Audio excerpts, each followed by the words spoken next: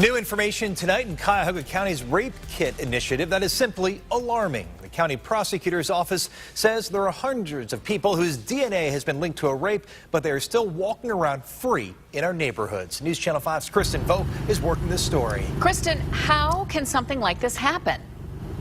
Well, Lee and Chris, just because there's a DNA match does not mean it's an automatic arrest. That match prompts a multi-step investigation, which can take months. And during those months, a suspect is free to roam as he pleases. And right now, there are at least 400 people who are on our streets. James Daniel III, police call him the early morning rapist. The Cuyahoga County Prosecutor's Office says they've known about this 33-year-old for the past 4 months. That's because a DNA hit linked Daniel to the rape of a woman 14 years ago in Cleveland.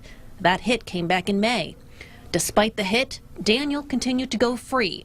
In that time, police say he raped 2 women. One of the attacks was caught on surveillance video. I don't have any regrets for the way that the detective did the work. Rick Bell leads the Special Investigations Division of the Cuyahoga County Prosecutor's Office. He says Daniel would have likely been arrested in October had he not been caught for the most recent rapes.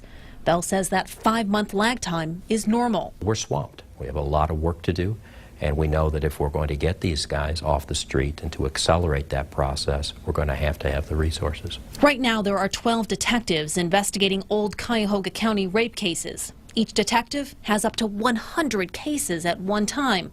Unlike TV and the movies, where cases are solved immediately, the Cleveland Rape Crisis Center says that's not reality. It takes time to thoroughly investigate and prosecute criminals, and for many survivors it's very frustrating to know how long it takes.